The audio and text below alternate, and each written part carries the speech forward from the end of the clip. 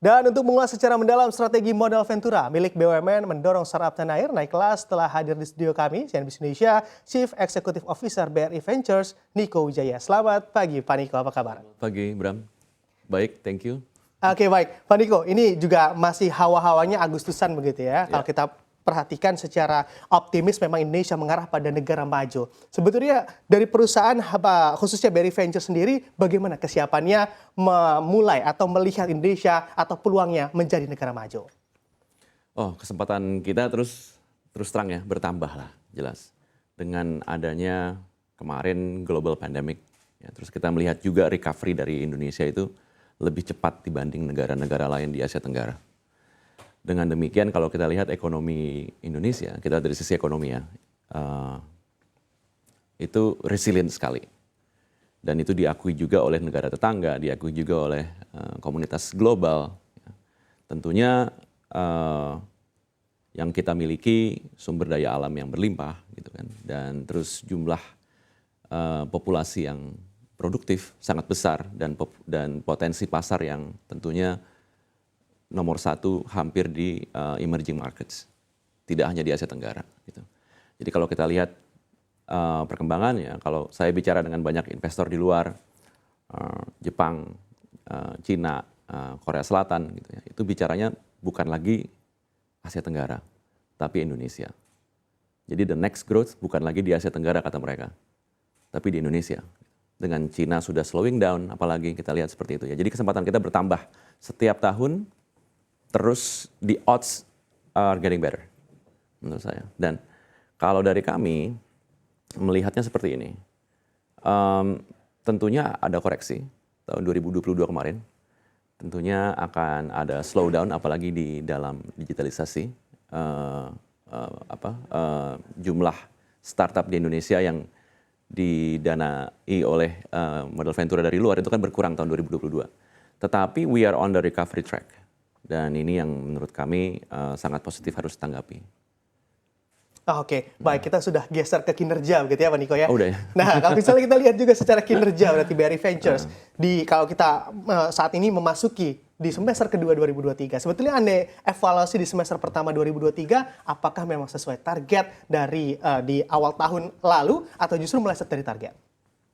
Kita malah melebihi ekspektasi ya. Jadi ketika 2020 kemarin, ketika terjadinya global pandemic lockdown apalagi, kami 2020 pada bulan Juni, kita launching pertama kali mungkin Dana Ventura di Indonesia, yang bernama Dana Ventura Sembrani Nusantara. Gitu ya. Nah di sini, waktu itu terus terang, dunia masih tidak pasti lah mau kemana sih arahnya ini. Ada yang bilang new normal hari itu banyak di media, gitu, media luar atau media di Indonesia. Ada yang bilang kalau dunia akan berubah total ke depannya dalam interaksi bahkan, gitu ya. Jadi kami tuh ketika 2020 kita memberanikan diri lah untuk memajukan industri modal Ventura dengan meluncurkan Dana Sembrani Nusantara, yang pada saat itu kita berharap adanya partisipasi dari investor di Indonesia ke dalam kontrak investasi bersama ini, gitu ya. Dan banyak pihak yang mengatakan hari itu malah ini agak sulit sekali untuk dicapai, gitu ya, karena insentif kita di Indonesia untuk melakukan hal ini sangat sedikit compare sama negara tetangga misalnya. Tetapi 2022 kemarin kita berhasil mengumpulkan dana, gitu, dari investor yang tentunya institusional, beberapa diantaranya adalah juga startup yang kita invest, gitu ya. Jadi mereka pay it forward dengan ikut membangun kembali ekosistem di Indonesia. Nah, dengan demikian terus kita lihat perkembangannya selama dalam waktu 2 tahun.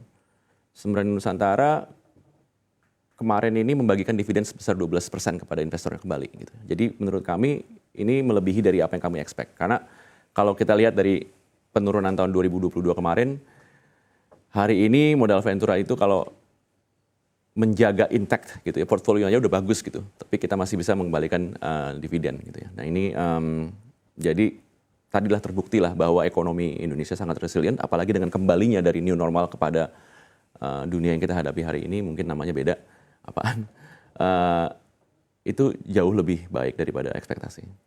Namun tentunya masalah di luar sana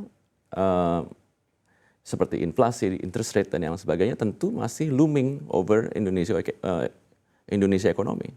Dan ini kita nggak lepas dari bagian dari global kan. Nah ini yang tentunya harus disikapi dengan hati-hati dan harus disikapi dengan always cautions gitu dalam melihat segala opportunity. Karena every opportunity bisa menjadi resiko yang besar kalau tidak ditanggapi dengan hati-hati. Masih ada lah gitu.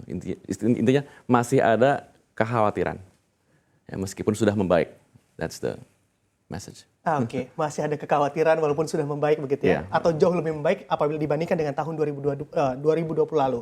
Anda tadi mengatakan dengan Sembrani Nusantara berharap adanya partisipan investor. Sebetulnya dana raihan yang dicapai atau dari Sembrani Nusantara sendiri untuk dari partisipan investor hingga saat ini ada di angka berapa, Pak Niko?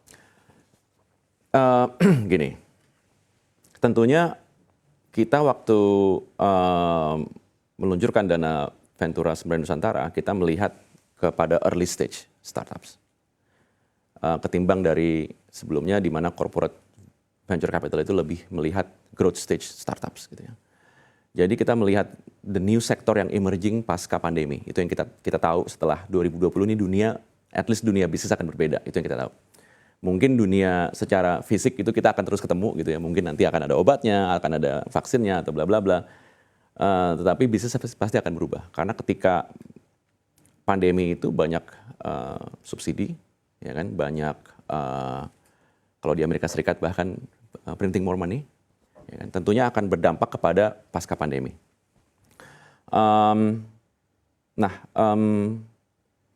Yang kita harapkan hari itu adalah the new emerging sectors, ya, itu akan jauh lebih sustainable dibanding generasi sebelumnya, generasi startup sebelumnya. Jadi kita melihat these new companies, these new entrepreneurs yang muncul pasca pandemi, ini akan jauh lebih belajar gitu dari filosofi yang growth at all cost misalnya, tapi lebih kepada let's find a healthier margin in doing business.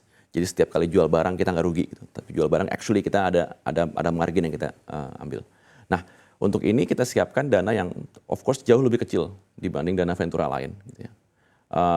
Kita setup dana Ventura Sembrani Nusantara itu sekitar 300 miliar rupiah, pakai rupiah ya, kan nggak pakai dolar.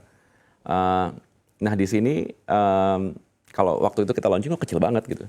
Tapi kalau kita bicara besar atau kecilnya sebuah dana kelolaan itu kan tergantung dari jumlah seberapa efektif akan dideploy. Gitu ya. Jadi kalau misalnya kita raising uang triliunan tapi nggak bisa deploy kemana-mana juga percuma gitu.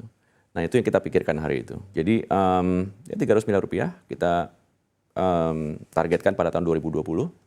2022 kita mendapatkan banyak respons dari beberapa institusi gitu ya. Dan inilah yang menurut saya mungkin masih ada harapan juga nih ke depannya gitu untuk membangun tadi yang tadi Bram katakan. KIB tadi ya, kontrak investasi bersama. Karena inilah model yang harus dilakukan oleh para venture capital di Indonesia.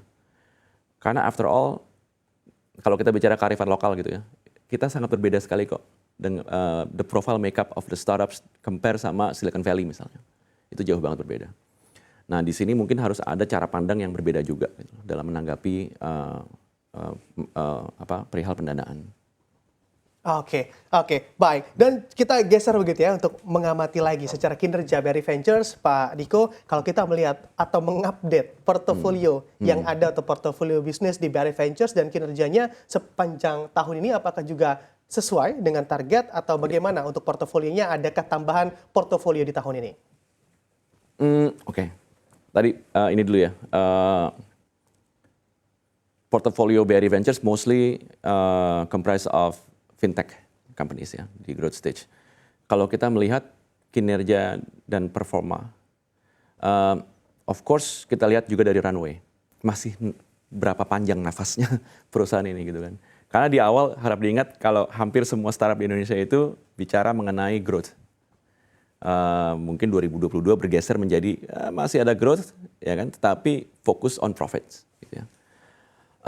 Nah, thankfully, most of sebagian besar banget perusahaan yang ada di bagian dari portfolio BRI Ventures ini masih panjang nafasnya. Berarti masih belum ada yang istilahnya apa tuh, yang membuat kita deg-degan lah setiap pagi gitu kan. Ini yang penting banget. Jadi fortunately, untungnya mereka itu sudah melakukan fundraising itu di tahun 2021. Ya, bahkan masih ada yang closing tahun 2022 pendanaan dari modal ventura besar di Amerika lah misalnya gitu ya. Saya nggak katakan siapa. Dan itu memperpanjang runway mereka selama 2-3 tahun gitu. Jadi mungkin 2024, 2025 diharapkan mereka profit dan setelah itu lebih sustain lagi pertumbuhannya gitu ya. Itu satu. Terus tadi kedua apa? Oke. Portofolionya akankah ada penambahan lagi? Penambahan ya. Iya. Penambahan, oke. Sebenarnya kita nggak melihat ada penambahan atau enggak itu as a target gitu ya.